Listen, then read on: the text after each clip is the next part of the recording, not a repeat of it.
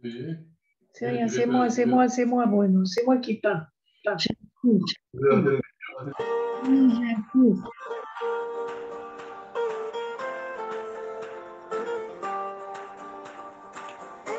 En direct sur l'île Mode.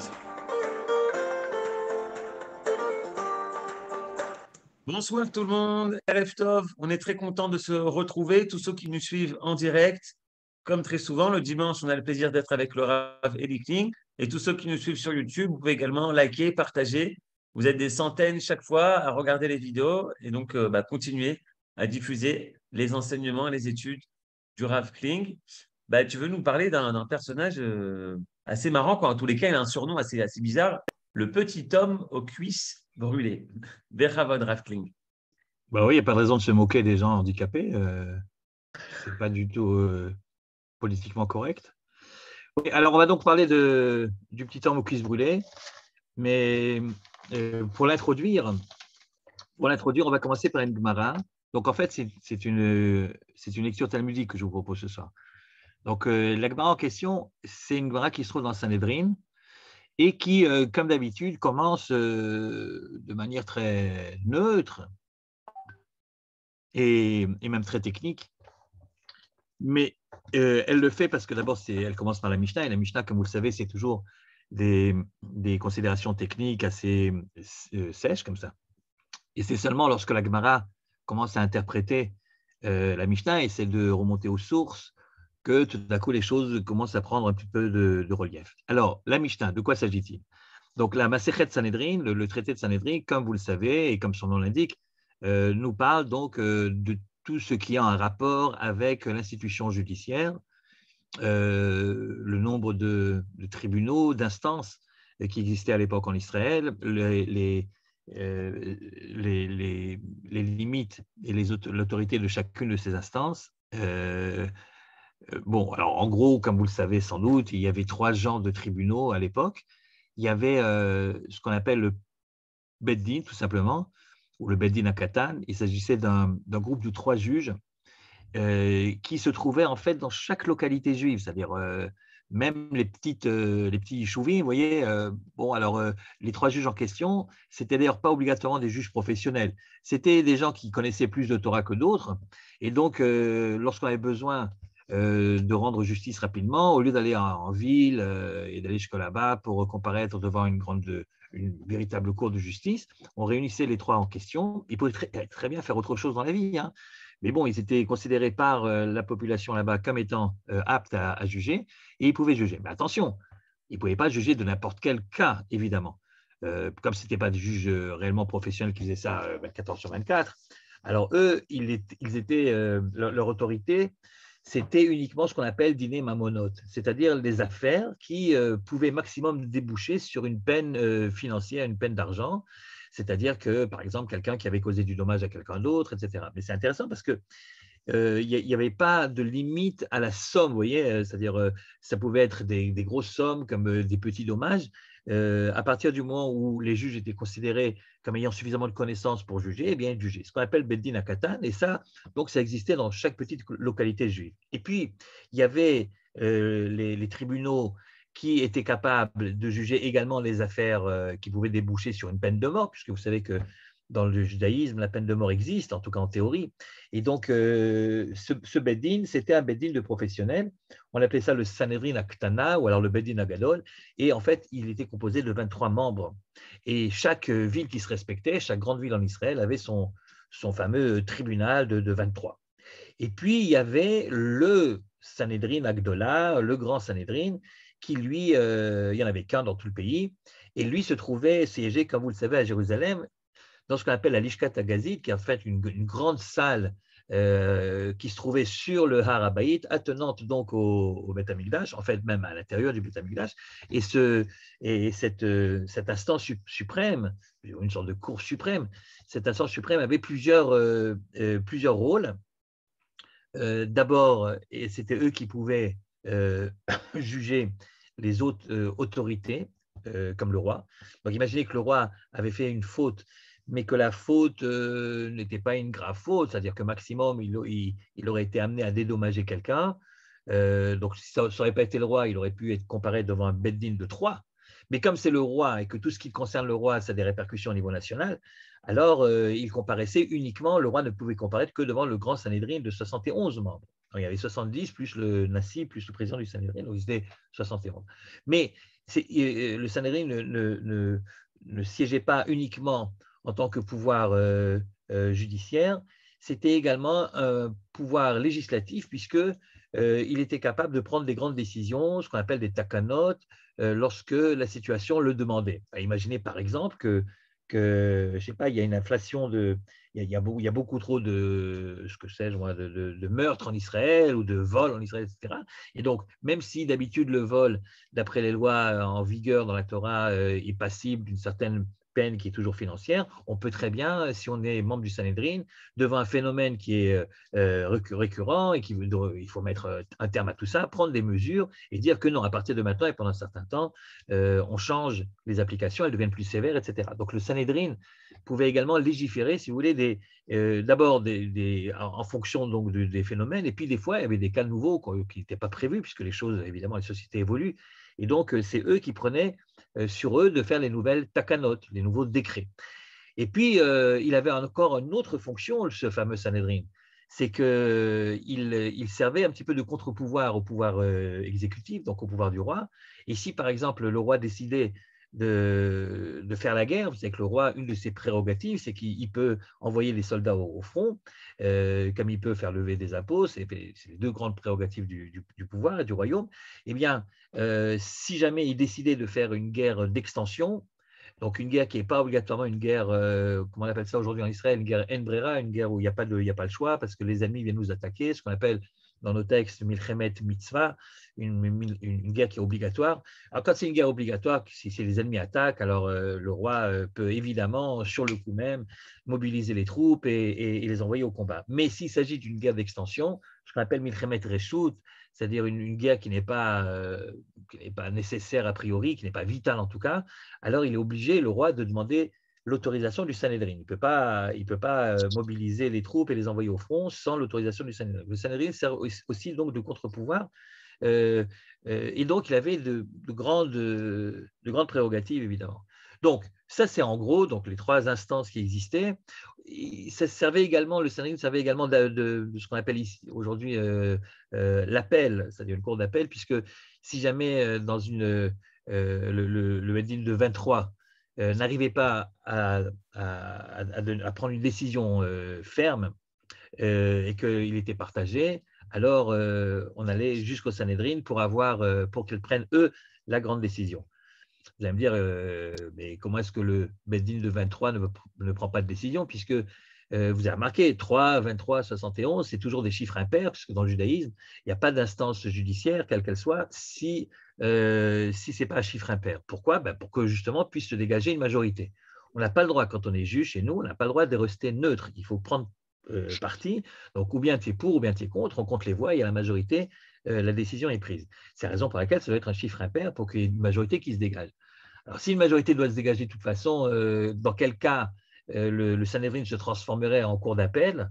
Pourquoi est-ce que le Beddin de 23 ne pourrait pas aboutir à une décision? Tout simplement parce qu'il y a une loi concernant la peine de mort, figurez-vous, elle ne peut être prononcée qu'à une majorité de 2 voix, non pas une voix. Pour acquitter quelqu'un qui serait soupçonné, qui pourrait donc être passible de mort, pour l'acquitter, une seule voix de majorité suffit, mais pour le condamner, il faut au moins 2 voix. Et donc, si vous faites le calcul gentiment, vous verrez bien qu'il peut en effet avoir des cas rares, enfin ça peut exister, où le Beddin de 23 n'arrive pas à une conclusion ferme à propos de tel ou tel cas, et alors à ce moment-là, on passe au Sanhédrin. Bref, le Sanhédrin avait donc un nombre assez impressionnant de prérogatives, et c'est normal qu'une masséchette entière soit consacrée à tout ça. Comment est-ce qu'on devient juge, quels sont les critères pour faire partie de ce fameux Sanhédrin, et les limites évidemment de son pouvoir, etc., les relations qu'il doit entretenir avec le Malchut, avec la royauté, etc. Donc, une masséchette entière et pas des plus petites. La masséchette Sanhédrin, c'est une grande masséchette. Et donc, un grand traité. Or, voici ce que dit la fameuse masséchette Sanhédrin à Odaf Lamed Vav, donc 36b. Elle commence par une Mishnah, et la Mishnah est la suivante. Mishnah donc. Sanhedrin Aïta Kechatzi Goren Agula. Première chose qu'on nous apprend, c'est que le Sanhedrin devait siéger obligatoirement en arc de cercle, si vous voulez, en amphithéâtre. C'est-à-dire Kechatzi Goren Agula, donc il fallait absolument que les juges soient assis de cette manière-là et non pas par rangée, donc les uns derrière les autres. Évidemment, ça demande une salle assez grande parce que si 71 personnes les installées en amphi, en demi-cercle, bah, il faut de la place. Donc la Lishkat Agazit était conçue de telle sorte qu'elle pouvait contenir en effet un arc de cercle suffisamment étendu. Alors pourquoi est-ce que c'était obligatoire de siéger de cette manière-là et qu'on ne pouvait pas siéger dans les rangées les unes derrière les autres alors que sans doute ça prendrait moins de place? Eh bien, réponse de la Mishnah elle-même, Kedeh sheyu ro'im ze'edze. Ce qui est important quand on est juge, c'est que vous soyez vus par vos pairs. C'est-à-dire que tout le monde doit pouvoir te regarder quand tu dois prononcer, quand tu dois t'exprimer et dire ce que tu penses. Pourquoi?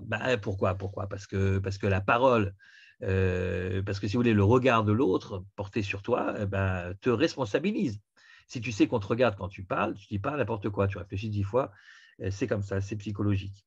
C'est la raison pour laquelle les cancres, en général, se trouvent toujours au fond de la classe, parce que ça leur permet de sortir des inepties pendant les cours sans obligatoirement avoir des grands problèmes de conscience, puisque de toute façon, il y a peu de gens qui me regardent, donc je peux dire n'importe quoi. C'est plus facile, évidemment, de dire n'importe quoi quand tu sais qu'on ne te regarde pas. Le regard de l'autre responsabilise. Donc, il fallait que les gens puissent se voir. Et d'ailleurs, Maïmonide, lorsqu'il légifère tout ça, il étend cette halakha concernant le Sanhedrin, il étend également justement au système scolaire. Il dit quand on étudie, ça doit être pareil. Il n'est pas normal que des élèves soient assis les uns derrière les autres. Il faut absolument qu'on puisse se voir, il faut être en arc de cercle, parce que la même chose, parce que quand on voit quelqu'un, c'est autre chose, ça donne plus de valeur à la parole prononcée, et également l'écoute certainement est d'une qualité supérieure. Très bien, ok. Là-dessus, la Mishnah continue et elle dit, toujours au niveau technique, comment est-ce que les choses se passent? Eh bien, Shne Sofrei Adayanim Omdim Lifnehem, il y avait deux Sofrei Adayanim, bon, aujourd'hui, je ne sais pas, on dirait des dactylos. Enfin, aujourd'hui, non, hier, on va dire, parce qu'aujourd'hui, ça n'existe plus. Aujourd'hui, on enregistre tout ça. Enfin, à l'époque, il fallait bien que ces débats soient notés quelque part. Et donc, il y avait deux Sofrim, deux scribes qui écrivaient tout ce qu'il se disait au tribunal, dans le prétoire, et il y en avait un qui était à la droite et l'autre qui était à gauche. Donc vous avez l'arc de cercle, composé donc des juges, et devant les juges, un qui était assis à droite, un qui était assis à gauche, et eux, ils étaient censés écrire tout ce qui se disait. Pourquoi deux? Pourquoi deux? Justement pour vérifier que personne n'ait fait une faute, quoi. Alors la vérité, le texte de la Mishnah dit que les deux écrivaient Kodvim divrei amechayvim divrei amezakim. Ils devaient écrire, donc quand il s'agit d'un cas, vous voyez, un type qui est comparé devant la justice, eh bien, il fallait écrire à la fois, les deux devaient écrire à la fois ceux qui se disaient, les juges qui se prononçaient en faveur de l'acquittement, en faveur de l'accusé, et en même temps, il fallait écrire aussi les autres, ceux qui se prononçaient pour la condamnation. Divrei amechayvim divrei amezakim. Comme je vous l'ai dit, on ne pouvait pas être neutre. Il fallait, tu écoutais les débats, tu écoutais le cas, etc. Puis après, il fallait prendre position. Et pour éviter d'ailleurs ce qu'on appelle le inouï din, vous savez, souvent aujourd'hui dans les tribunaux, lorsqu'il s'agit de donner le verdict, eh bien, le juge qui parle au nom de ses pairs, il est très long avant d'arriver à la dernière ligne. Vous savez, c'est ce genre de phrase en France, ça commence par vu, l'article, etc., étant donné qu'après avoir entendu, et puis finalement, le type, il est là, il veut évidemment savoir s'il est finalement acquitté ou s'il ne l'est pas, et de quelle peine on va le condamner. Et ben, il est obligé d'attendre quelquefois une demi-heure, une heure, jusqu'à ce que le juge ait terminé sa lecture du grand procès verbal avant de savoir ce qu'il en est. C'est ce qu'on appelle chez nous, Yadin, c'est faire durer le plaisir, si vous voulez, entre guillemets, trop longtemps. Et donc, en fait, ce qui se passait, c'est que chaque juge devait parler, devait dire ce qu'il pensait. Donc, ce n'est pas un qui parlait au nom de tout le monde, chacun devait dire ce qu'il pensait. Et avant de dire pourquoi, il devait d'abord commencer par dire « je pense qu'il est acquitté, ou bien je pense qu'il est coupable. Et après seulement expliquer pourquoi. Bien, en tout cas, les sofrei dayanim, les scribes devaient enregistrer, devaient écrire à la fois la parole de ceux qui sont mechayvim et de ceux qui sont mezakin, donc de ceux qui accusent comme de ceux qui acquittent. Rabbi Yehuda disait, il fallait qu'il y en ait trois. Echad kotev divrei mezakin, echad kotev divrei mechayvim, vashlishi kotev divrei mezakin vedivrei mechayvim. Un qui se concentre uniquement sur ceux qui veulent acquitter, l'autre qui écrit uniquement les protocoles des juges qui veulent au contraire condamner, et un troisième qui écrit et l'un et l'autre. Bon, je suppose que la différence, si vous voulez, ou la discussion entre le premier qui parle, le Tanakama, et Rabbi Yehuda, c'est sans doute de savoir qu'est-ce qui est le plus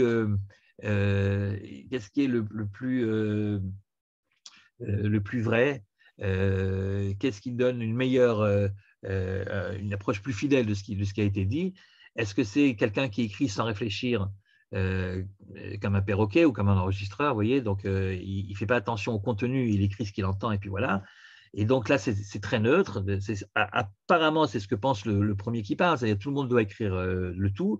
Et l'autre qui dit non, non, c'est mieux de te concentrer. Et donc, évidemment, tu es obligé de réfléchir un petit peu sur le contenu de ce qui a été dit et pas uniquement écrire comme un simple perroquet. Voilà. Donc, bon, c'est une question de détail. En tout cas, il est évident que dans un cas comme dans l'autre, on avait finalement deux versions de ce qui se passait, donc on pouvait vérifier les deux versions afin d'être sûr que les débats n'ont pas été tronqués. Très bien. Bon, ok, ensuite.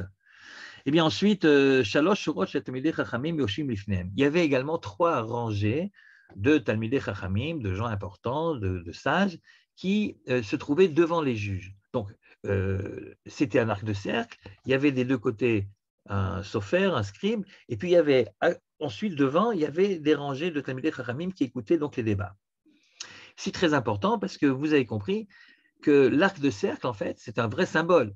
On reproche souvent, que ce soit dans le système judiciaire laïque ou le système judiciaire religieux, les dayanim, on reproche souvent à nos juges d'être un petit peu déconnectés de ce qui se passe dans la réalité et de connaître évidemment bien leur sujet parce qu'ils ont étudié et parce que c'est des gens intelligents, donc ils connaissent les livres des lois, ils connaissent ça par cœur, très bien, formidable.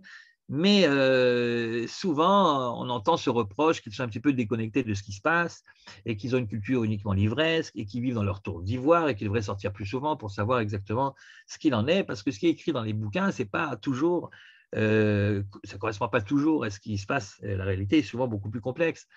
Et donc, on leur reproche à nos juges de ne pas faire assez de stages pratiques, si vous voulez. Tandis que là, regardez ce qui se passe. D'abord, le fait que ce soit un demi-cercle, ça veut justement dire que ce n'est pas seulement qu'ils doivent se regarder l'un l'autre, mais ils doivent être ouverts sur le monde. C'est-à-dire, on ne peut pas faire un cercle complet. S'il s'agissait uniquement de se regarder l'un l'autre, avec un cercle, ça marcherait aussi. Mais on ne veut pas que ça soit un cercle complet. On veut que les juges aient une ouverture sur le monde. Et la manière de s'asseoir de cette manière-là, ça montre à l'évidence, en tout cas au niveau symbolique, que les juges ne se sont pas renfermés sur eux-mêmes. Ils regardent ce qui se passe à l'extérieur. Et à l'extérieur, il y a quoi? Eh bien, il y a des Talmidei Chachamim, il y a des gens qui comprennent quelque chose, qui ne sont pas le dernier des ignorants, qui sont là et qui écoutent.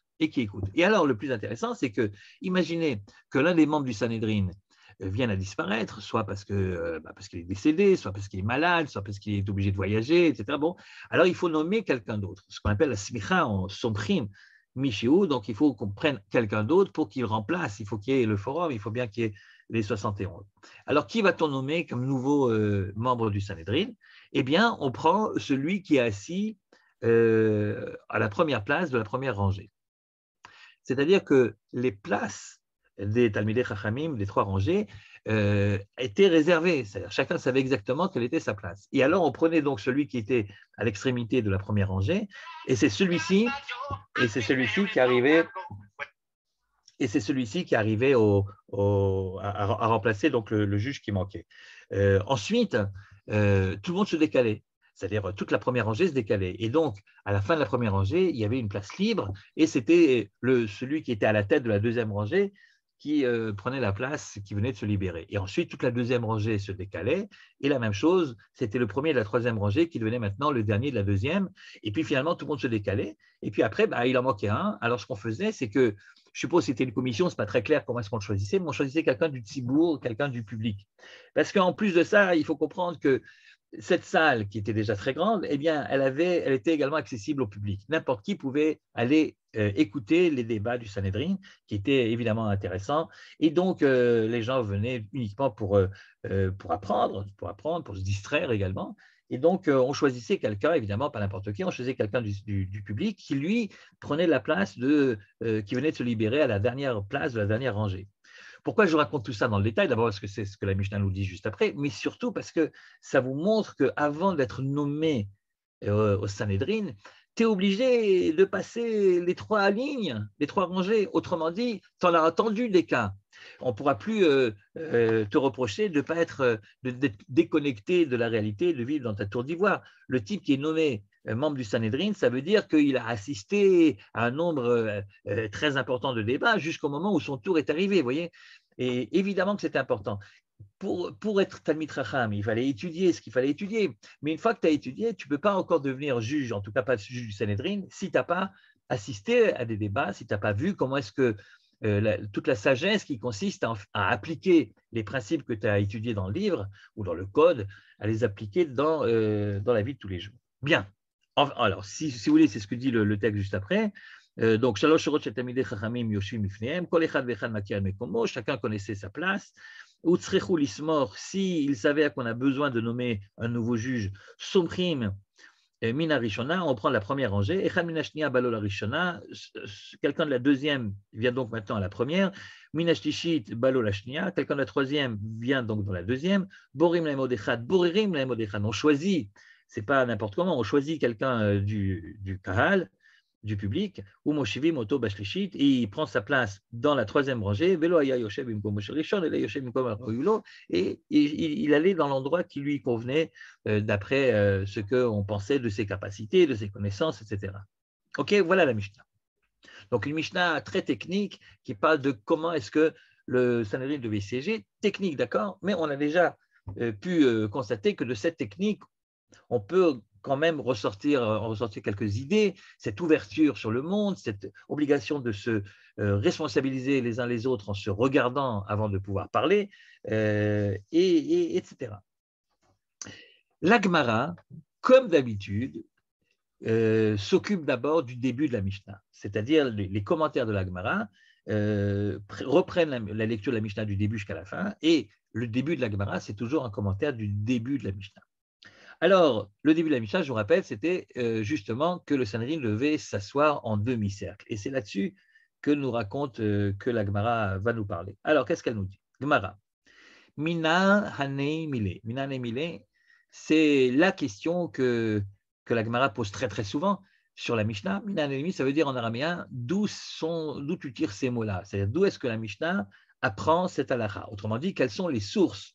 Mina hanei mile, ça veut dire tu es bien gentil, tu me dis que le Sanhédrin doit s'asseoir de cette manière-là, tu me dis même quelle est la logique qu'il y a derrière, j'aimerais bien savoir d'où tu le sais. Il y a un verset qui dit ça, ou alors en tout cas qui fait une allusion à cette disposition particulière des juges.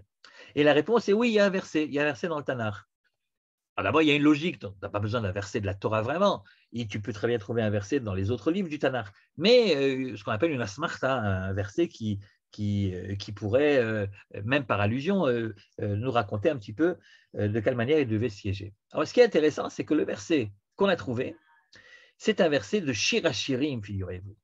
Alors ça devient intéressant parce que le Shir HaShirim, comment vous dire, il n'y a pas de livre plus éloigné au niveau de l'ambiance du livre, vous voyez, il y a pas et du contenu, il n'y a pas de livre plus éloigné du monde juridique et du monde des lois qu'on devrait appliquer que le Shir HaShirim. Shir HaShirim, c'est le cantique des cantiques, c'est un livre d'amour. C'est le livre qui raconte un amour entre une jeune fille et un jeune homme, le Dod et la Raya. Alors même si nous savons bien évidemment que l'un et l'autre représentent en fait l'amour, c'est une allégorie, ça représente l'amour entre Dieu et Israël, mais tu peux dire que c'est l'amour entre Dieu et Israël ou l'amour entre un homme et une femme, mais en tout cas, on parle d'amour là-bas. C'est du romantique, c'est des versets qui sont très romantiques. T'es belle, tu es beau, etc. Bon.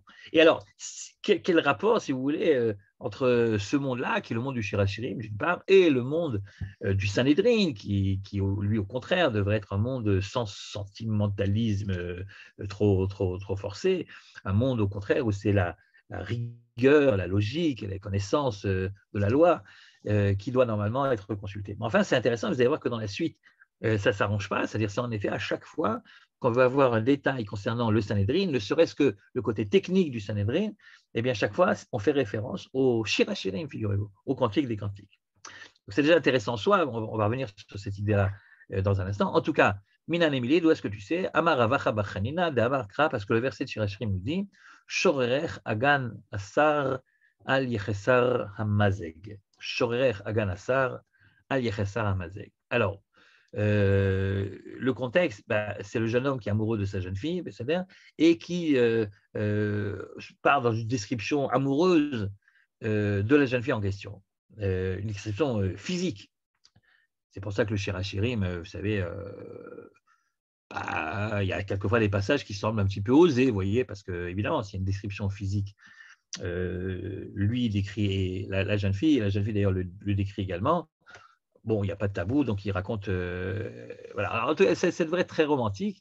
Vous allez voir que le romantisme de l'époque n'était pas obligatoirement le même romantisme que celui d'aujourd'hui. Donc, les grands compliments qu'il s'envoie à longueur de versets, je ne sais pas si dans la vie de tous les jours aujourd'hui ça passerait aussi bien. Mais enfin bon, c'est l'époque. Okay, alors, lui, donc, il est en train de décrire la beauté de son amoureuse, et puis il arrive, figurez-vous, au nombril. Il arrive au nombril. Et donc, il lui fait un compliment sur le nombril. Alors, messieurs, je ne vous conseille pas d'essayer ce compliment à propos du nombril de votre conjointe, mais voilà ce qu'il lui disait.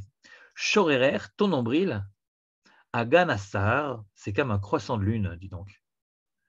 Al Yechessar Amazeg, je vous le traduis l'expression, ça veut dire on ne s'en lasse jamais.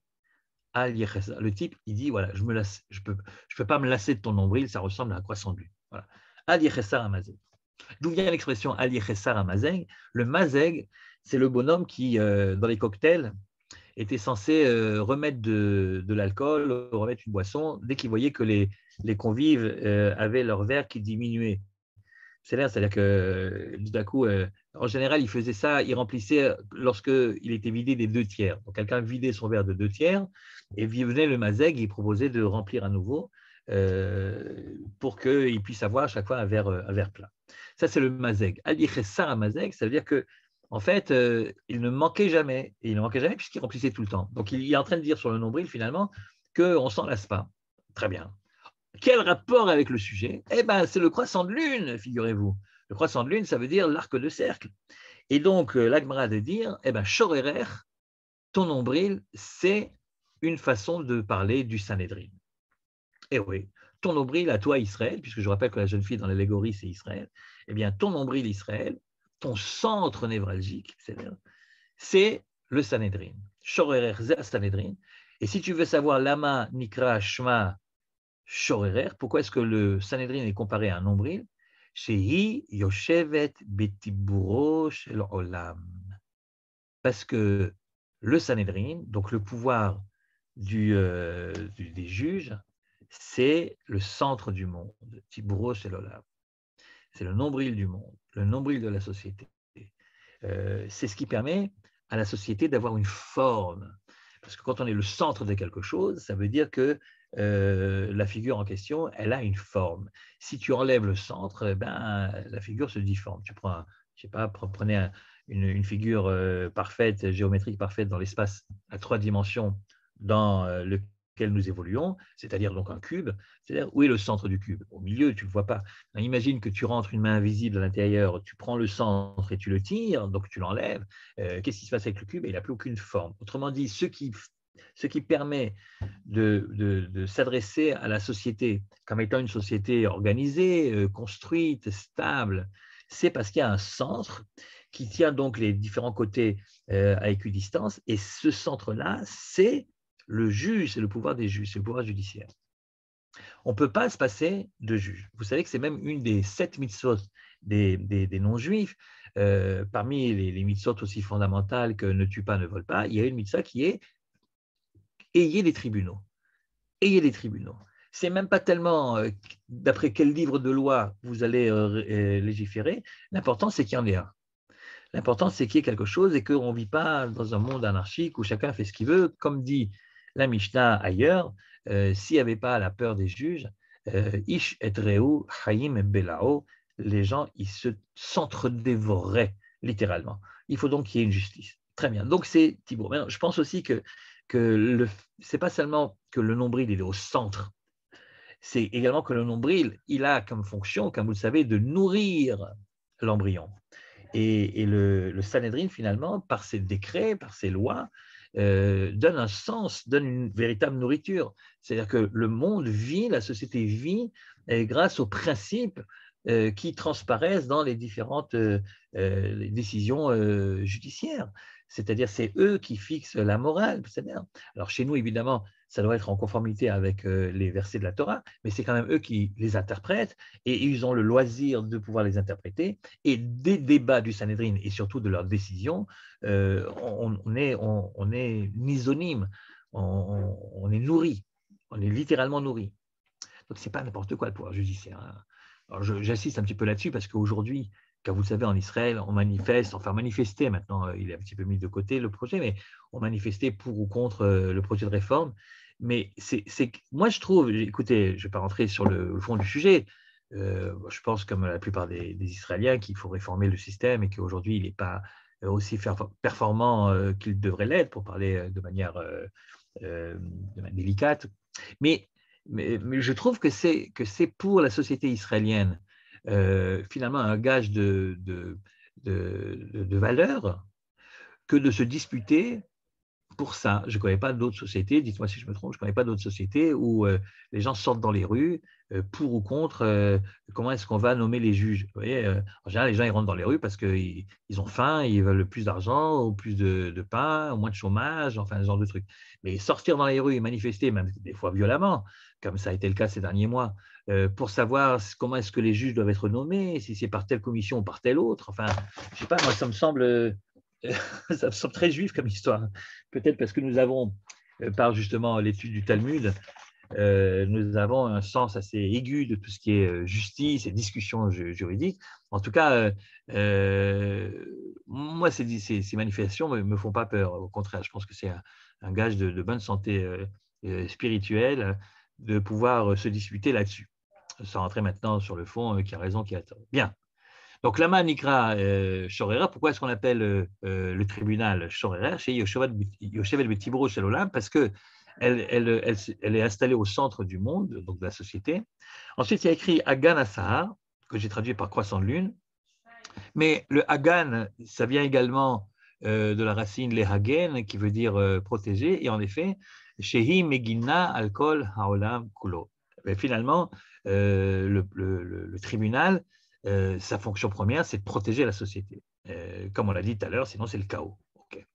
Et comme juste après, c'est écrit Hagan à Sahar, Sahar voulant dire le croissant, eh bien, de là, j'ai une réponse à la question que tu as posée. En fait, tout ça, c'était pour répondre à la question d'où est-ce que je sais que le Sanhédrin doit siéger en arc de cercle, parce qu'il y a écrit Hagan à Sahar, chez Idomar et Sahar, et en effet, ça doit ressembler à un croissant, à une demi-lune. Très bien.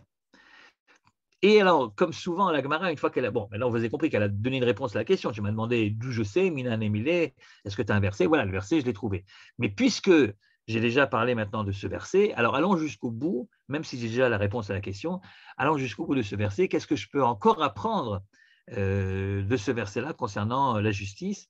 Eh bien, de Al Yechesar Amazek, par exemple, que j'ai traduit par On ne s'en lasse jamais, tu peux apprendre que si quelqu'un, un des juges, doit absolument sortir, s'absenter, eh bien, il ne peut pas le faire s'il ne reste pas un minimum de juges présents pour continuer le débat. Je suppose qu'il ne s'agit pas obligatoirement d'un débat concernant la culpabilité ou l'innocence d'un individu, parce que là, évidemment, tous les juges doivent être présents tout le temps. Mais il s'agit de débats concernant, je ne sais pas, les nouvelles takanotes, les nouveaux décrets qu'il convient ou non de faire passer, donc les nouvelles lois, vous voyez.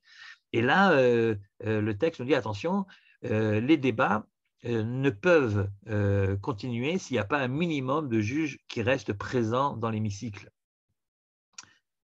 Vous savez qu'avant que le Sanhédrin s'appelle Sanhédrin, donc les Sanhédrin, c'est à l'époque des Grecs, avant, il y avait une autre instance qu'on appelait la Knesset Agedola, c'était à l'époque des Perses, et notre Knesset à nous, en Israël, a pris un certain nombre de choses de la Knesset de l'époque, notamment le nom d'abord, c'est pour ça que ça s'appelle la Knesset, et puis également le nombre de membres.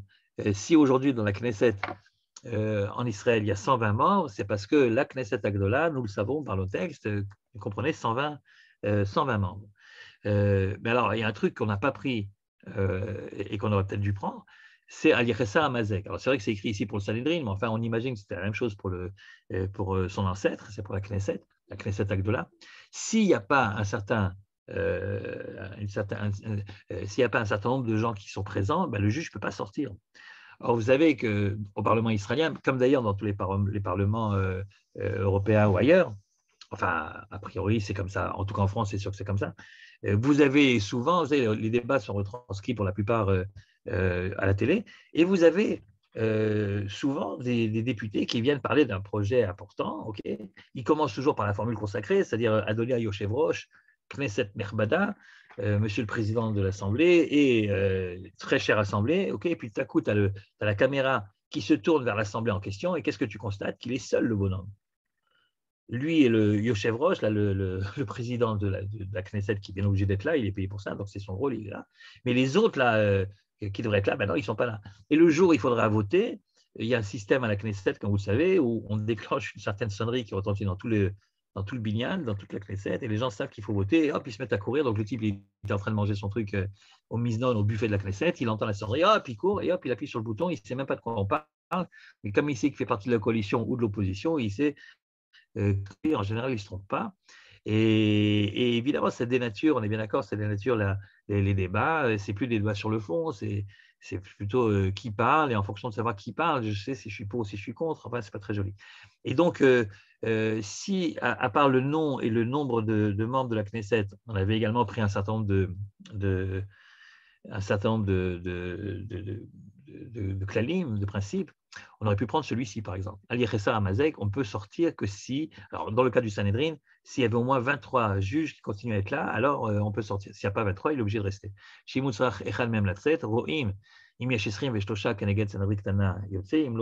Pourquoi? Parce que le tiers, c'est 23. 23, c'est comme le Sanhedrin Ktana. Donc, c'est le Sanhedrin minimum. On a parlé de ça tout à l'heure. Le tribunal de 23 membres, c'est le minimum. S'il n'y a pas les 23 membres, eh bien, on arrête les débats, on reprendra lorsqu'il y aura 23.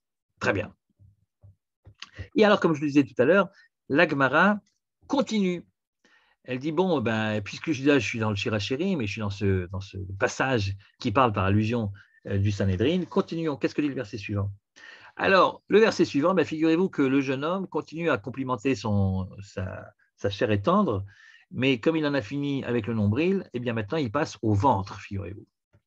Et vous allez voir, le compliment est tout autant romantique.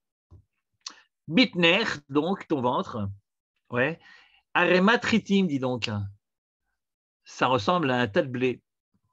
T'es sûr? Ouais, oui, ça ressemble à un tas de blé. Alors là, de nouveau, je ne vous conseille pas de l'utiliser dans vos rapports amoureux. Je ne pense pas que la jeune fille aujourd'hui serait particulièrement satisfaite de voir son ventre comparé à un tas de blé. Mais en tout cas, si tu prends le symbole qu'il y a derrière, c'est ce que t'explique la Gemara, Ma arema tritim akol nehini mimena, af sanhedrin akol nehini mita'amehem. De la même façon qu'avec un tas de blé, finalement, qu'est-ce qu'on fait? On fait des gâteaux. On fait des gâteaux, on fait des chalotes, on fait quelque chose de bon. Qui n'aime pas les gâteaux, qui n'aime pas les chalotes, ok? Akol nehini mita'amehem. Tout le monde jouit, tout le monde prend plaisir à ce blé une fois qu'il est travaillé et qu'on en a fait quelque chose de bien. Eh bien, la même chose, à Kol Neheni Mitamehem, les débats, figurez-vous, du Sanhedrin, eh bien, les gens adoraient. On adorait. À l'époque, quand on s'embêtait à la maison, quand on voulait se divertir, vous voyez, eh bien, imaginez qu'à l'époque, il n'y avait même pas Cyril Hanouna. Vous voyez, là, je parle à ceux qui nous écoutent de l'Hexagone. Il n'y avait même pas Cyril Hanouna. Les gens vivaient dans un ennui terrible. Pour vous dire, il n'y avait pas, pour les Israéliens, je ne sais pas, il n'y avait pas Eretz Nehederet, il n'y avait pas. Alors les gens, ils s'embêtaient à la maison. Qu'est-ce qu'ils font? Ils disaient, allez, viens, on va écouter un débat du Sanhedrin. Et les gens venaient écouter à Kol Neheni Mitamehem. C'est dingue, non? Parce que pour être du Sanhedrin, il fallait être tellement connu, tellement sage. D'après certains, il parlait 70 langues, les membres du Sanhedrin. bon, c'est un peu exagéré, il ne parlait pas 70 langues, je pense, mais ça veut dire qu'ils avaient une culture générale très importante. Mais là, à l'époque, pour être un grand sage, il fallait avoir une culture générale. On est loin de ce qu'on appelle ici en Israël l'imoudé liba. Vous savez, ici, on se bat pour que dans certains milieux, particulièrement orthodoxes, on ose enseigner également un petit peu d'anglais, un petit peu de maths, et même ça fait une révolution. Non, on veut pas, les belles veulent, les autres veulent pas, c'est une histoire. Mais à l'époque, tu n'étais pas membre du Sanhedrin si tu n'avais pas 70 langues. Non, connaître 70 langues, quand vous savez, connaître les langues, ça veut dire connaître les civilisations. Une langue est porteuse de civilisation, évidemment. Donc, ça veut dire que le type, il avait une culture générale énorme. À 70, c'est peut-être pas 70, mais enfin, il savait de quoi il parlait, il pouvait comparer. Il avait certainement des connaissances de ce qu'on appelle aujourd'hui le droit comparé. Vous voyez, bon. Enfin bon, passons. C'était à l'époque. Très bien. Donc, ton ventre est considéré comme arémat ritim, comme un tas de blé. Très bien. Et le passouk termine en disant Suga Bashoshanim. Et c'est justement là que je voulais revenir, figurez-vous, parce que jusqu'à présent, on est bien content évidemment de savoir que le Sanhedrin est comparé à un nombril, vous voyez, et que le ventre de la jeune fille est comparé à une botte de blé. Mais enfin, je ne vous aurais pas convié à notre petite étude si c'était uniquement pour ça. Non, moi, ce qui m'intéresse, c'est la suite. Suga Beshoshanim, ça veut dire littéralement entouré de barrières. Suga, c'est yag, barrière, Shoshanim, de roses. Qu'est-ce qui est entouré de roses? Bitner, Aremat, Ritim, Suga, Beshoshanim, cet Aremat Ritim, si vous voulez, ce tache-blé, il est entouré d'une barrière de roses. Depuis quand les barrières sont faites avec des roses? Moi, quand je ne veux pas que les gens, que mon voisin, il rentre dans mon jardin, je n'entoure pas mon jardin de barrières de roses. Je peux entourer mon jardin de fils de fer électrifiés, par exemple, si je suis vraiment à cheval là-dessus, vous voyez. Mais en tout cas, un fil de fer, peut-être pas électrifié, mais enfin, une barrière, c'est une barrière. Mais avec la rose, ben non, si tu mets avec des roses, au contraire, tu les attires. Alors, ça veut dire quoi? Qui est entouré de la barrière de roses et qu'est-ce que le texte signifie du point de vue allégorique dans lequel nous sommes depuis le début? Alors, Suga Beshoshanim, réponse de la Gemara, et là, tout d'un coup, on glisse. C'est marrant parce que jusqu'à présent, on parlait des juges, on parlait du Sanhedrin, et là, vous allez voir, on glisse, on ne parle plus du tout des juges, ou pas seulement des juges en tout cas, on parle du simple juif. Suga Beshoshanim, qu'est-ce que dit la Gemara?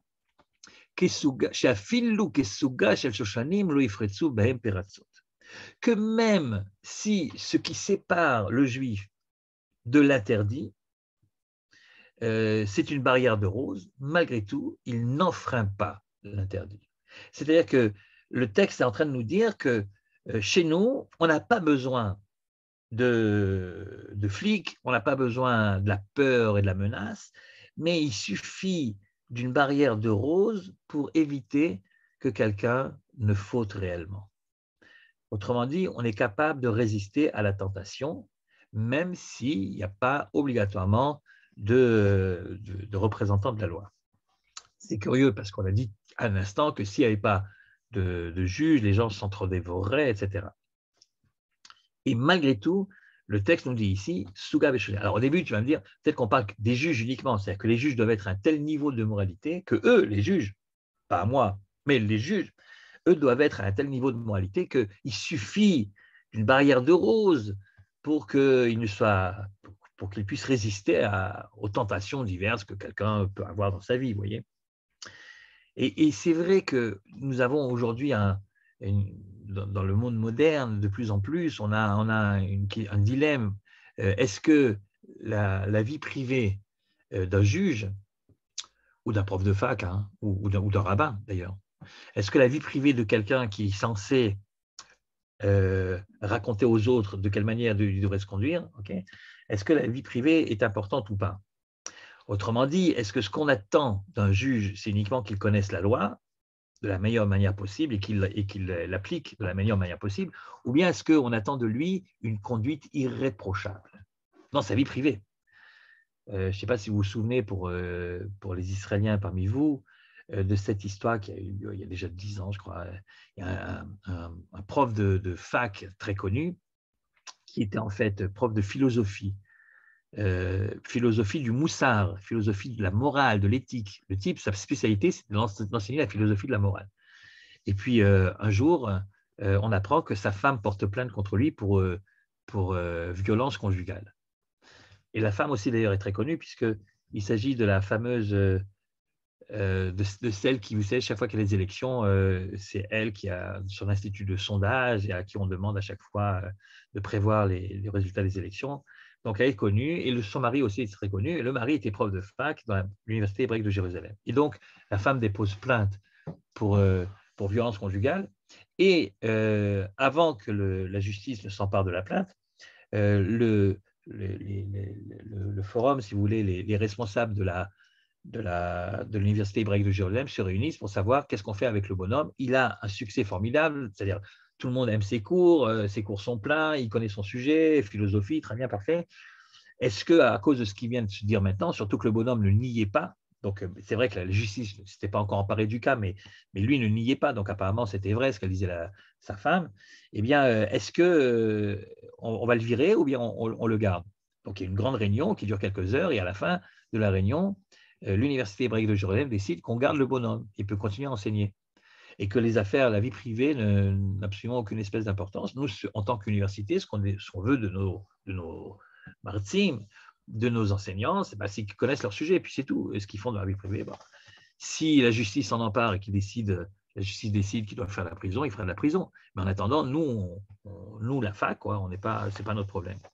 Et je crois qu'il y a ici un problème majeur, c'est-à-dire que, en tout cas, ce que le texte est en train de nous dire, c'est que tu veux être juge, tu veux pouvoir dire à l'autre que ce qu'il fait c'est bien ou c'est pas bien. La moindre des choses, c'est que toi, tu as une conduite irréprochable. Alors évidemment, on a tous nos faiblesses et on ne peut pas exiger une conduite vraiment irréprochable. Mais enfin, quand même, il faut que ça soit de notoriété publique, que pour éviter que tu fasses une faute morale, une barrière d'euros suffise, quoi. C'est-à-dire que pour toi, la valeur de l'éthique soit tellement importante que c'est à cause de ça, parce que tu t'identifies aux différentes valeurs. C'est pour ça que tu ne fais pas n'importe quoi. Ce n'est pas parce qu'on t'a menacé au cas où de faire de la prison, tu comprends? Donc, a priori, tu pourrais dire que Sugash al-Shoshanim, ça parle des juges. Mais quand vous allez voir dans un instant, la Gemara comprend que ce n'est pas seulement les juges, et que, en fait, c'est une exigence qui devrait être celle de tout juif. Regardez la suite. C'est bien, pour illustrer donc ce qu'on vient de dire, la Gemara raconte l'histoire suivante, c'est bien ce qui s'est passé avec ce Min qui a posé la question suivante au Rav Kahana. Alors c'est quoi un Min? Un Min, ça veut dire un renégat, ou alors ça veut dire un apicoros, enfin, quelqu'un qui n'est pas dans le coup, mais quelquefois, et je pense qu'ici c'est le cas, vous allez comprendre pourquoi, souvent dans la Gemara, quand on dit Min, en fait, on parle des chrétiens.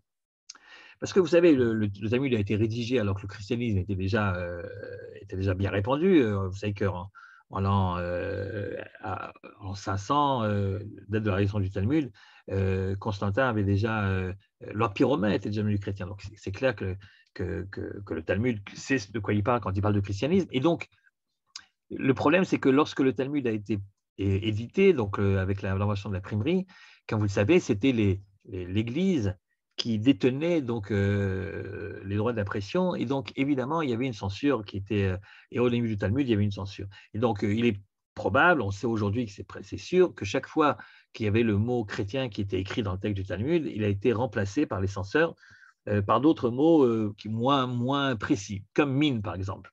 Et donc, quelquefois, pas toujours, mais quelquefois, lorsque le Talmud parle du min, en fait, il s'agit d'un chrétien qu'on a été obligé d'appeler comme ça parce que les censeurs l'ont obligé. Bien. Et là, je pense que c'est le cas. C'est vraiment un chrétien, vous allez voir. Donc, le min, donc le chrétien, dit à Rav Kahana, oh, je connais votre Torah, je connais bien le monde juif, on vient de là, nous les chrétiens. Or, Amritu, Nida, Share le Yichude, Gavra. C'est-à-dire que vous prétendez que la femme Nida, elle a le droit de s'isoler avec son mari pendant qu'elle est Nida. Donc, comme vous le savez, une femme qui est Nida, et au moment, pendant la période où elle est Nida, elle ne peut pas avoir de relation avec son mari. Absolument interdit. Non seulement ça, mais la punition est grave. En fait, le chiyuv, c'est karet, c'est-à-dire, bon, c'est pas la peine de mort, il faut exagérer, mais c'est karet, c'est-à-dire que c'est un truc très grave. Très bien. C'est aussi grave, je ne sais pas, que de manger à Kippour, vous voyez, pour vous donner une idée. Donc, quelqu'un qui aurait une relation avec sa femme alors que sa femme est Nida, c'est très, très grave. Or, la halakha ne stipule pas que l'homme et la femme, pendant que la femme est nida, sont obligés de s'isoler, ce qu'on appelle le Issour Yichud. Or, vous savez que ce Issour existe lorsqu'il s'agit de deux personnes de sexe opposé qui n'ont pas le droit d'avoir des relations entre elles. Donc, on fait très peu confiance à ce genre de choses et on se dit ils n'ont pas le droit de s'isoler. Parce que s'ils s'isolent, allez savoir, ça peut dégénérer. C'est très intéressant, comme vous le savez également, aux États-Unis, depuis quelques années déjà, on a l'impression qu'ils ont pris les Ilchot Yichud qu'il y a dans le Shulchan Aruch et qu'ils les appliquent dans leur vie là-bas publique, puisque un boss, un patron aux États-Unis n'a plus le droit de s'isoler avec sa secrétaire dans son bureau si la porte est fermée. C'est les lois du Yichud, pour éviter donc tout abus qui peut toujours avoir lieu. Bien.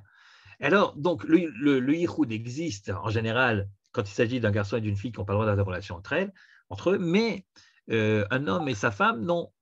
Un homme et sa femme, non. Or, évidemment, entre un homme et sa femme, il n'y a pas évidemment deux êtres qui sont plus proches que ces deux-là. Ils se connaissent depuis longtemps, ils ont déjà eu des relations intimes ensemble, ils ont eu des enfants, etc. C'est tellement facile, finalement, de céder à la tentation. Alors, comment ça se fait qu'il n'y a pas de yichud? Comment ça se fait qu'on leur fait confiance et qu'on ne dit pas non, pendant la période de Nida, ils n'ont pas le droit de s'isoler? Il n'y a pas de loi du yichud. Ils peuvent très bien vivre dans la même maison, dans la même chambre, etc. Il n'y a pas de danger. Comment c'est possible? Nos frères d'origine éthiopienne, eux, qui étaient très mahmirim, je ne sais pas si vous savez, mais eux, ouais, ils avaient, quand la femme était nida, ils étaient très mahmirim sur le côté Touma et Tara, pureté, impureté, et elle allait s'isoler dans une autre maison. Il y avait une cabane spéciale pour la période de nida. Mais ce n'est pas la halakha. La halakha, au contraire, on peut et même on doit rester dans la même maison. Alors le goy donc vient dire à Rav Kahana, il dit racontez pas d'histoire, c'est de l'hypocrisie, tout ça, c'est pas possible, ça marche pas comme ça. Vous dites que la nida, elle peut rester avec son mari sans yichud, efshar esh baneoret ve'ena mehavhevet. Est-ce qu'il est possible que le feu prenne dans la grange et que la paille ne brûle pas? C'est sympa comme expression, c'est très joli. Est-ce que c'est possible qu'il y ait le feu dans la grange et que ça ne brûle pas? Est-ce que c'est possible qu'il y ait une attirance évidente, naturelle entre l'homme et sa femme et qu'ils arrivent à se retenir? Ce n'est pas possible. Donc, vous êtes des hypocrites. Chez nous, les chrétiens, c'est pour ça que je pense que c'était un chrétien, chez nous, les chrétiens, pense-t-il certainement, c'est pas comme ça. Ou bien, tu n'es pas marié, ok, donc tu es l'homme idéal, tu es le curé, tu fais vœu de chasteté, etc. Très bien, parfait, ou d'une bonne sœur. Ou bien, alors, tu n'es pas capable, très bien, alors tu te maries, et alors il n'y a pas de nida qui tienne. Il n'y a pas de nida qui tienne. Mais cette idée juive que tu peux et tu dois te marier, mais pendant un certain temps, pendant le mois, il ne peut pas y avoir de relation entre eux, raconte pas d'histoire, ce n'est pas possible. Et alors, qu'est-ce que répond Rav Kahana à cette question? Eh bien, curieusement, il répond pas. Enfin, ça lui répond, mais ce n'est pas une vraie réponse. Il dit, écoute, je ne sais pas comment ça marche, je ne sais pas pourquoi ça marche, mais je peux te certifier que ça marche. Je me connais, je connais mes élèves, je connais mes maîtres, je connais mes amis, et je sais que ça marche. Et d'ailleurs, la Torah elle-même a témoigné pour nous en disant ils sont capables, puisque le passage qu'on vient de lire, Suga Beshoshanim, qu'est-ce qu'il veut dire? Il veut dire qu'il suffit d'une barrière de rose pour éviter que nous tombions dans la tentation. Alors, tu me dis, mais c'est pas possible.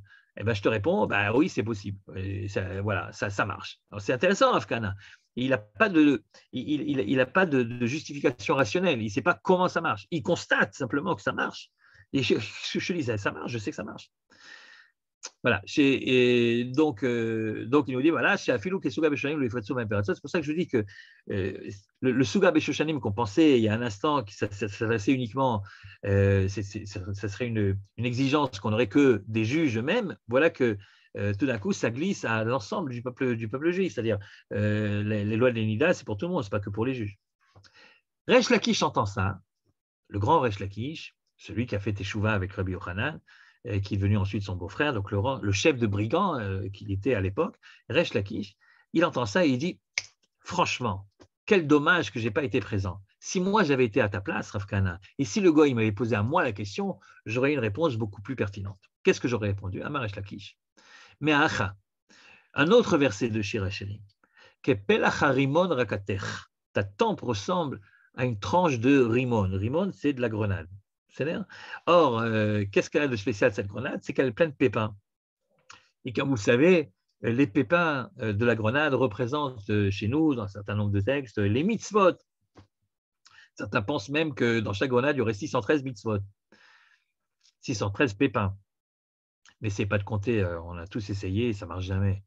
Il y a toujours le gosse qui, à la 433e, qui mélange tout et tu dois recommencer. Au bout d'un moment, tu en as marre, tu les manges, tes pépins. Okay, à mon avis, c'est fait exprès. On te dit qu'il y en a 613, tu y crois, tu n'y crois pas, tant pis pour toi, tu ne pourras jamais vérifier de toute façon. En tout cas, les pépins, ça représente les mitzvot. Or, dans une grenade, il y a plein de pépins, ça veut dire que dans le judaïsme, il y a plein de mitzvot. Et alors Eh bien, Resh Lakish, il dit la chose suivante. Il dit, si tu veux savoir, toi le goy, si tu veux savoir comment est-ce qu'on est capable de résister alors qu'il n'y a qu'une barrière de rose, alors qu'il n'y a personne autour, alors qu'on pourrait très bien faire n'importe quoi, comment c'est possible qu'on résiste malgré tout à la tentation? Mais c'est parce qu'on est plein de mitzvot, c'est parce que depuis notre plus jeune âge, on nous a habitués à nous discipliner avec les mitzvot à chaque instant.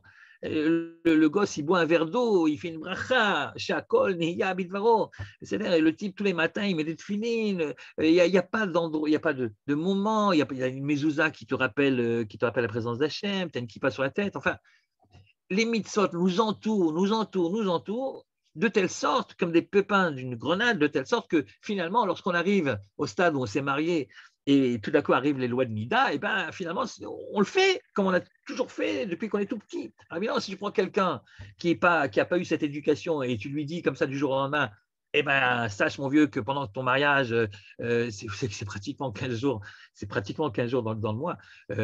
Donc, la moitié du mois, tu ne pourras pas toucher ta femme et tu n'auras pas de relation avec elle. Il va te prendre pour un malade. C'est impossible. Et puis, à quoi ça sert? Okay, mais quand tu es dans le coup depuis le début, je me rappelle qu'à une époque, on nous avait obligés, certains voulaient qu'on devienne des rabbins, alors que nous, on voulait être prof, ce qu'on est devenu. Je parle de une bande de copains on était à la yeshiva.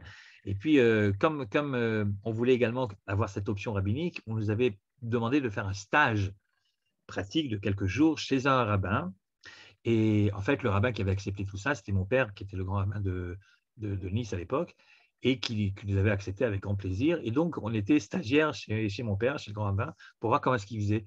Donc, on le suivait, on était au bureau toute la journée. Et le grand rabbin de Nice, donc mon père, avait l'habitude d'exiger de chaque couple qui voulait se marier d'avoir un entretien avec lui. Donc, il s'obligeait il sentait que c'était son devoir de leur expliquer comment est-ce que fonctionne le couple chez les Juifs, quel que soit donc le couple qui voudrait se marier. Bien.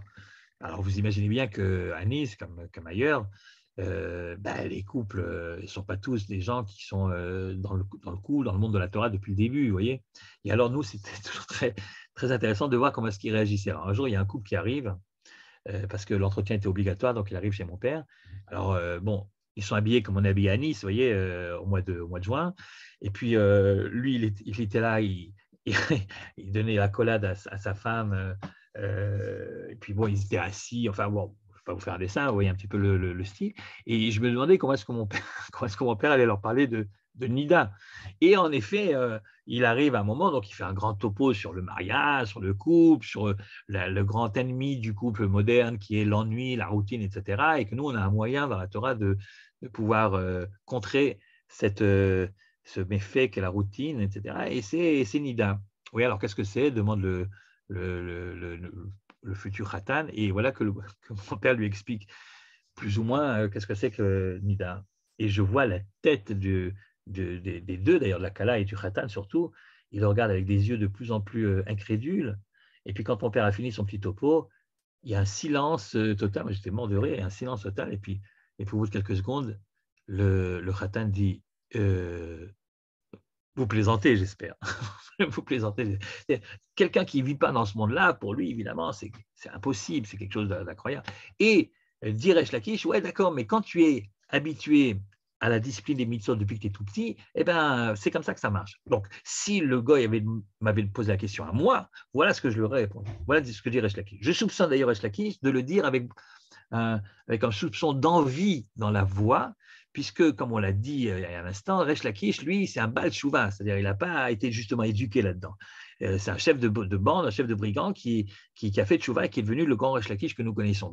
Je suppose qu'il a dû voir autour de lui que ses amis, que ses collègues rabbanim, eux, ils avaient beaucoup plus de facilité apparemment à résister aux tentations que lui. Et souvent, d'ailleurs, vous voyez, chez les Chosrim B'Tshuva, chez ceux qui reviennent à la Torah sur le tard, souvent, ils prennent sur eux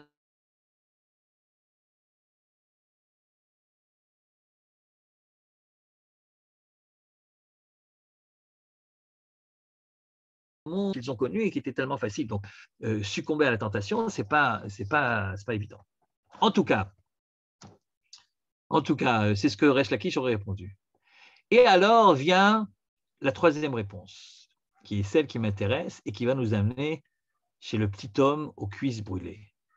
Qui est le petit homme aux cuisses brûlées? C'est Rabbi Zera. C'est le surnom qu'on donne à Rabbi Zera. Et Rabbi Zera dit, c'est vraiment dommage que le goy a parlé à toi, Rav Kahana, parce que s'il m'avait parlé à moi, Rabbi Zera, j'aurais donné une autre réponse, pas celle de Resh Lakish, pas la discipline des mitzvot.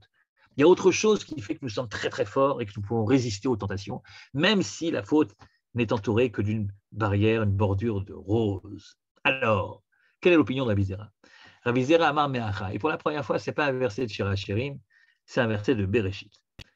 Le verset dit que, on parle ici de Yitzhak, il a senti, et Reach Begadav, il a senti l'odeur des vêtements, et que cette odeur était très agréable pour lui. Alors, de quel vêtement on parle? On parle du vêtement que porte Yaakov sur lui, mais le vêtement que porte Yaakov, ce n'est pas le vêtement de Yaakov, c'est le vêtement de Esav. Je rappelle que Yaakov s'est déguisé en Esav parce qu'il voulait se faire passer pour lui pour recevoir la bracha. Et Yitzhak sent le vêtement de Esav et c'est une odeur agréable. Or, le vêtement de Esav, c'est le vêtement du chasseur. Ça doit puer le gibier, ça ne doit pas être agréable obligatoirement. Alors, ça veut dire quoi? Il a senti le vêtement et puis c'était une odeur agréable. Alors, dit Rabbi Zera, parce que le Begadav, le vêtement, il faut en fait lire Bogdav, les traîtres, la trahison. Vous savez que Beged et Boged, c'est la même racine. Donc, sans doute parce que l'habit ne fait pas le moine. Et donc, tu ne peux pas juger quelqu'un avec le vêtement. Le vêtement, c'est comme je veux que les autres me voient. C'est là, mais peut-être que ça ne correspond pas réellement à ce que je suis. Donc, il y a une sorte de trahison dans le vêtement. Le Beged, c'est une forme de guida. En tout cas, dit ici Rabbi Zera que justement, la raison pour laquelle aux narines de Yitzhak, le vêtement de Esav était agréable, c'est parce qu'il a, lui, Yitzhak, la volonté de rapprocher ceux qui sont loin. S'il avait cette relation particulière avec Esav, et même davantage qu'avec Yaakov, c'est parce qu'il se sentait proche de celui qui, lui, se sentait loin, en tout cas, qui était capable de s'éloigner très rapidement. Et ne voulant pas sans doute que Esav, son fils, s'éloigne, eh bien, au contraire, il le rapprochait au point où l'odeur des vêtements de son Esav, de son chasseur de fils, eh bien, lui était agréable. Et regardez jusqu'où va Rabbi Zera. Pour ceux qui n'auraient pas compris la réponse que Rabbi Zera aurait donnée aux chrétiens, l'histoire continue, le Talmud nous raconte. C'est comme l'histoire suivante. C'est quoi l'histoire suivante? Eh bien, Hanho Birione de Abe Beshivute de Rabbi Zera, c'est l'histoire de ces voyous qui habitaient à proximité de Rabbi Zera. Donc Rabbi Zera, quand il était en Eretz Israël, bon, il est né, il y a une histoire intéressante, Rabbi Zera c'est un Babylonien, il est né en Babylone, mais il a fait son aliyah, et quand il est arrivé en Eretz Israël, il habitait, figurez-vous, dans une région, dans une shruna, dans un quartier qui était mal fréquenté, mal famé. Le sud de Tel Aviv, par exemple. Le 9-3, là-bas, dans la région parisienne. Bref, il avait là-bas ce qu'on appelle des birionim. Les birionim, c'est des voyous. Or, Davé me karev leho. Or, au lieu de s'éloigner de ces voyous, Rabbi Zera, lui, il cherchait leur proximité. Et il rentrait dans les endroits malfamés dans lesquels les voyous se trouvaient. Et évidemment, il avait dans l'idée que peut-être il arriverait à les convaincre de laisser tomber leur manière de vivre et de se rapprocher d'une manière de vie plus honnête. Mais malheureusement, il n'avait aucun succès. Donc, si vous voulez, c'est un petit peu comme le Rav Grossman. Je ne sais pas si vous connaissez le Rav Grossman, vous connaissez certainement une figure très connue en Israël, le Rav de Migdal HaEmek, que tout le monde appelle le Rav des discothèques. Quand il est arrivé là-bas à Migdal HaEmek, la ville était considérée comme une ville de perdition, la jeunesse partait à l'abandon, Et lui, il est arrivé là-bas, et au lieu de faire sa petite yeshiva uniquement, eh bien, il allait régulièrement dans les discothèques pour parler à ces jeunes-là, et au fur et à mesure, il a réussi à les ramener, il a eu une grande influence, et aujourd'hui, Migdal Emet est considéré comme une ville avec un grand potentiel de Torah. Okay, donc lui, Rabbi Zera, eh ben, voilà, il a voulu jouer également au rabbin des discothèques, sauf que ça n'a pas marché. C'est-à-dire qu'il n'arrêtait pas de les rapprocher, au point que, nous dit le texte, il avait Kabdé Rabbanan, que les rabbins trouvaient que c'était exagéré, et lui en voulaient à cause de ça, en disant, écoute, un rabbin, il ne peut pas se permettre, avec sa grande barbe, de rentrer dans ce genre d'endroit, et tu as une réputation, et c'est du Chilul Hashem, et les gens, ils pensent quoi après des rabbanim, etc. Kabdé Rabbanan. Les rabbins lui en voulaient à cause de ça. Mais lui, il a continué jusqu'au bout, alors qu'il n'y avait pas de résultat. Alors que, non seulement il n'y avait pas de résultat, mais on peut imaginer qu'au contraire, le rabbin en question leur savait un petit peu d'alibi à ces voyous. Moment où Rabbi Zera est mort, alors tout d'un coup, il s'est passé quelque chose d'incroyable. Ils ont fait une petite réunion, les voyous en question, et puis ils ont dit, Daïdna, jusqu'à aujourd'hui, le petit homme aux cuisses brûlées, le surnom de Rabbi Zera. Il était là, il priait pour nous. On avait quelqu'un qui intercédait en notre faveur auprès du Tout-Puissant, et donc on était un petit peu tranquille, on avait une sorte d'assurance. Okay, voilà. Et puis maintenant, maintenant qu'il est mort, qui c'est qui va prier pour nous? Plus personne. Les autres rabbins ne nous calculent même pas.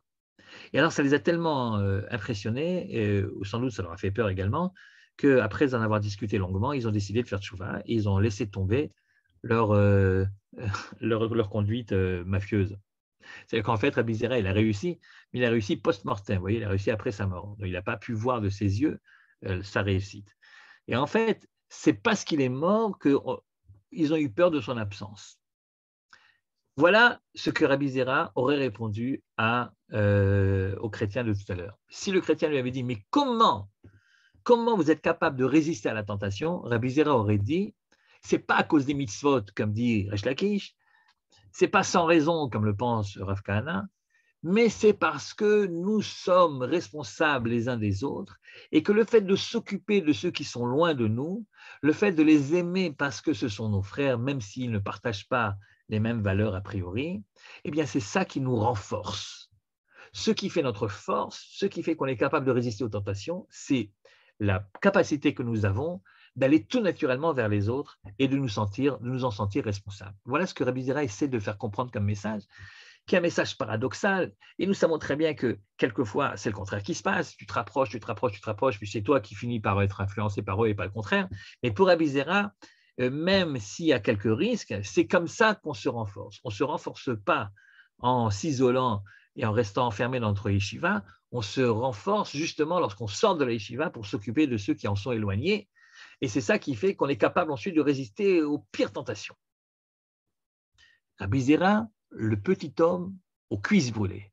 Et le moment est venu maintenant de comprendre pourquoi est-ce qu'on l'appelait le petit homme aux cuisses brûlées et en quoi ce surnom est en rapport avec l'enseignement de Rabbi Zera que nous venons de voir. Alors pour ça, on est obligé d'aller dans une autre Gemara, c'est plus dans Sanhedrin, ça se trouve dans Baba Metzia. Et la Gemara dans Metzia nous raconte la chose suivante. Donc, Rabbi Zera, comme je l'ai dit, il est venu, il a fait son alia, il était en Babylonie. Il était considéré comme un génie en Babylonie. C'est pour ça que son maître, Rabbi Yehuda, ne voulait pas le laisser partir. J'ai besoin de toi ici. Mais il est parti quand même.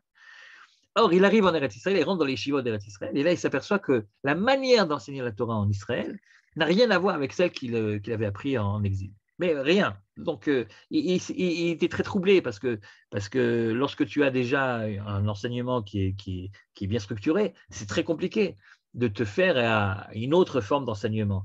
Et bien, lui, de manière très humble, finalement, Rabbi Zera Kizalik, la Rade d'Israël, quand il est arrivé en Eretz Israël, Yativ Me'atanité, figurez-vous qu'il a jeûné 100 jours.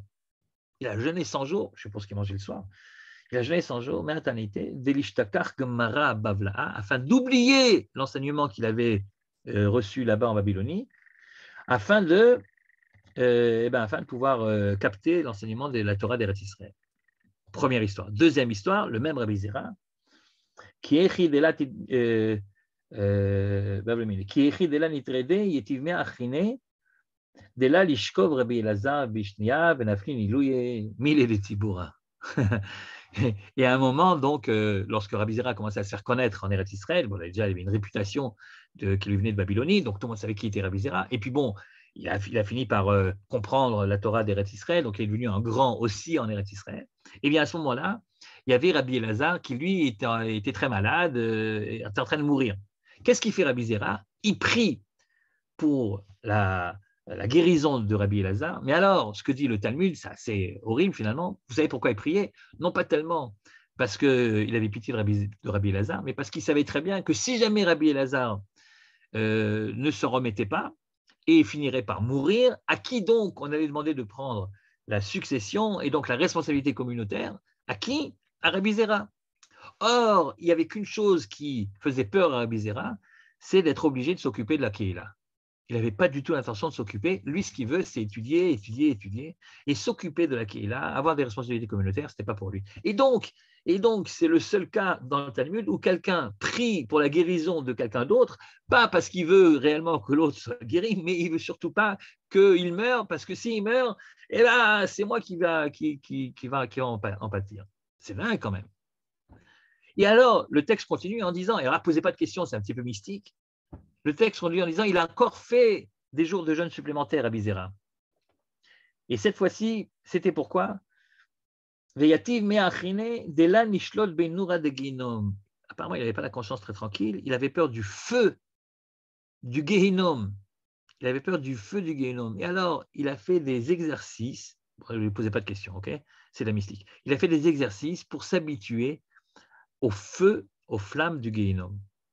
Alors, quand personne ne le voyait, il était chez lui à la maison, il s'approchait d'un four brûlant et il faisait, vous savez ce qu'ils font les Japonais, là, le kung-fu, ils s'approchent et puis ils se concentrent énormément et paf, il met les deux mains comme ça sur le four et puis comme il est tellement concentré, finalement, il ne sent pas la douleur. Alors, c'est un truc, c'est un exercice, je ne vous conseille pas de le faire chez vous, mais si vous le faites de plus en plus, vous verrez qu'on s'habitue jusqu'au moment où tu deviens insensible à la douleur. Alors, lui, c'est ce qu'il faisait, jusqu'au jour où il est arrivé quelque chose. Alors, quand Klatin Yomi, c'est-à-dire tous les 30 jours, qu'est-ce qu'il faisait? Have Badik Nafshe, il faisait un test, Shagar Tanura, Saleg Viativ Begave, et il s'approchait donc du four pour essayer de surpasser la douleur. Pelo Shalte Benoura, et en effet, il y réussissait, c'est-à-dire que le feu n'avait plus d'emprise sur lui. Yom Achad, mais un jour, Yahavu Berabanan Aina, un jour, il a senti que les rabbins l'ont surpris. Donc, je suppose que les rabbins sont passés devant sa maison, et puis par la fenêtre, ils l'ont vu faire ce genre d'exercice incroyable. Le type, il se rapproche du four, enfin voilà.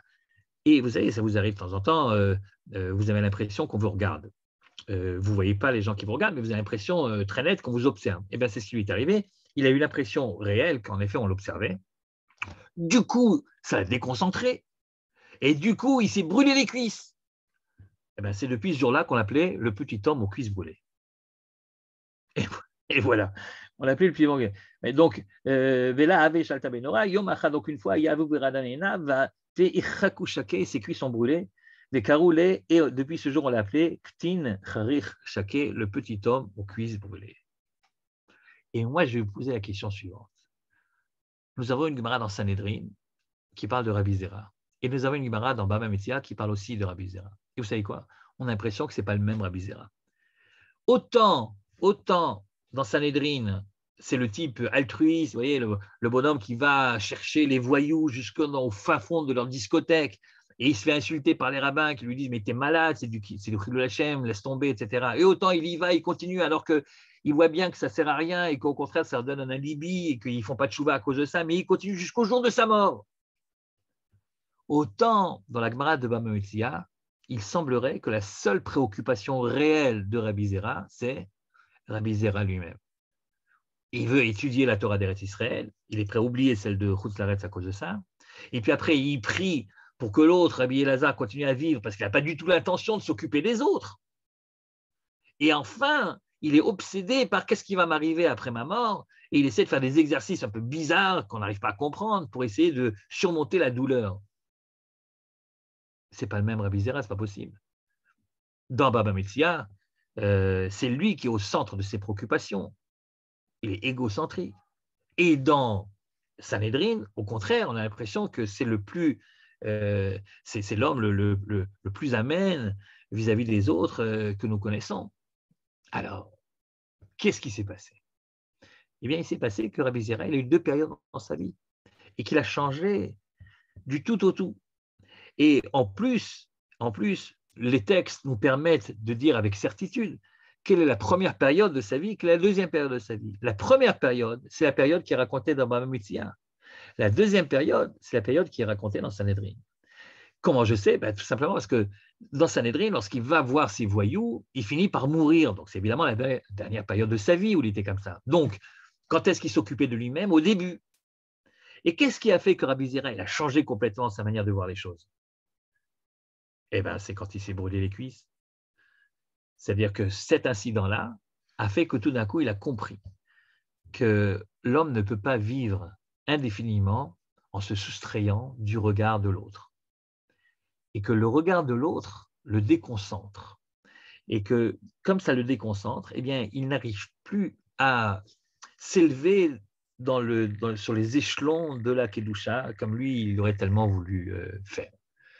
Il pensait, Rabbi Zera, pendant très longtemps, que pour devenir quelqu'un de très bien, de très très bien, il fallait surtout ne pas s'occuper d'autrui, il fallait surtout s'enfermer dans la yeshiva, fermer bien les fenêtres et les rideaux, et puis rester en étudiant encore un daf de Gemara et encore un daf de Gemara. Il y a un type qui va mourir et tu risques de le remplacer, surtout qu'il continue à vivre. Je veux continuer, moi, à étudier. Ah, j'ai un problème concernant ensuite, est-ce que je serai suffisamment à la hauteur lorsque j'arriverai dans l'au-delà? Eh bien, même ça, je vais résoudre tout seul, grâce à mes exercices mystico-kung-fuiens. Et puis finalement, ça ne marche pas. Finalement, le regard de l'autre te rattrape.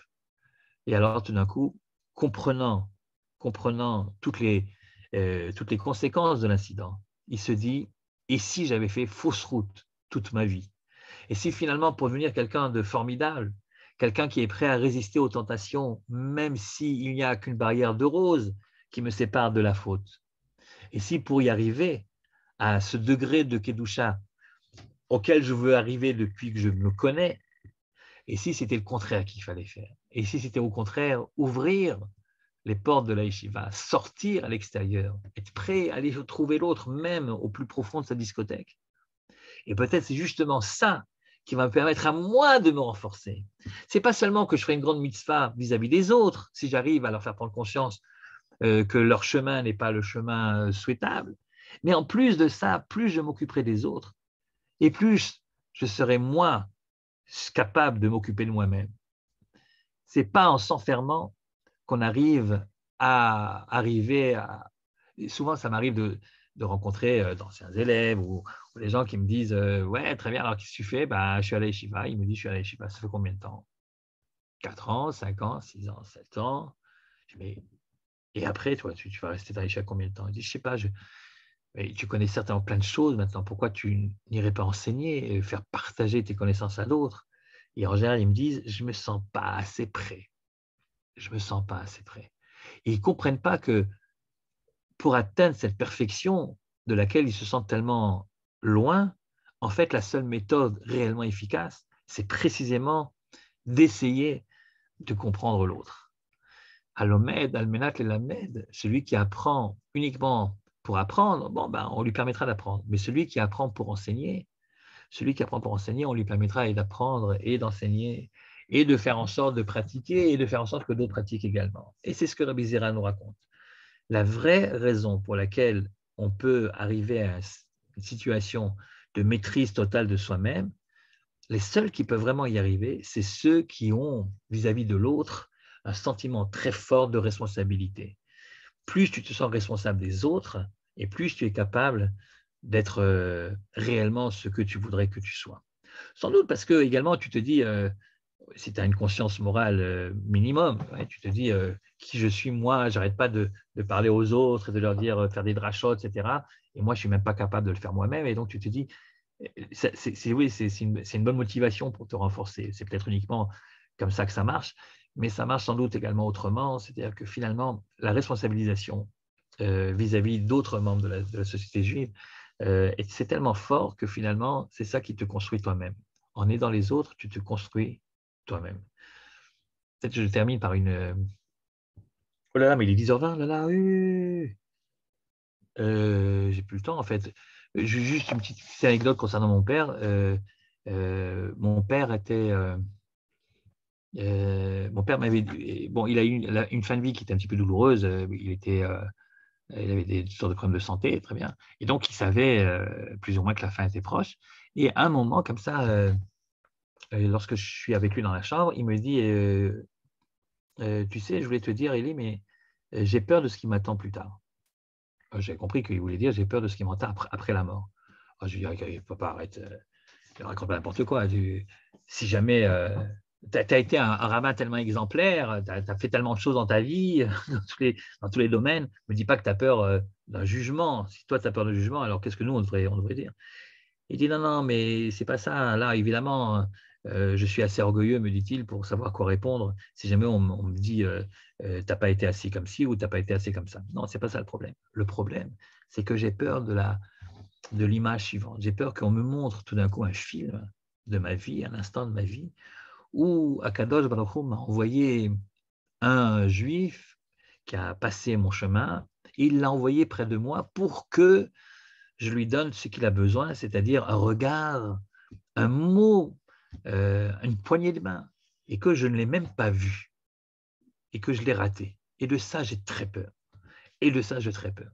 C'est-à-dire qu'il avait réussi à créer une sorte d'instinct qui faisait que pour lui, si quelqu'un passait, même s'il était étranger, mais s'il passait son chemin, c'est sans doute parce qu'il fallait qu'il le passe, et c'est donc parce qu'il avait besoin de quelque chose, et donc il fallait absolument qu'il soit au rendez-vous au moment où la chose se présentait. Et je crois que c'est un petit peu ça qu'il dit Rabbi Zera. Rabbi Zera, il dit, écoute, c'est gentil de vouloir être le meilleur, le plus grand, le plus sage, le plus érudit, etc. Évidemment qu'il faut étudier. Mais tant que tu n'auras pas compris que c'est en aidant l'autre, c'est en s'ouvrant à l'autre que tu te renforces toi-même, tu n'arriveras jamais réellement au degré auquel tu veux parvenir. C'est en tout cas l'enseignement de ce petit homme aux cuisses brûlées qui s'occupait de tous ceux qui étaient loin, très loin de lui. Voilà ce que je voulais vous dire pour aujourd'hui. Merci. Merci beaucoup. Eh bien, de rien, de rien. De rien, de rien. Et puis à la prochaine fois. Et je m'excuse, j'étais un petit peu long là. Des fois, quand tu parles, je ne regarde pas la montre. Bon, très bien. Leitraot, Koltouv, merci à Johan pour son aide technique. Leitraot.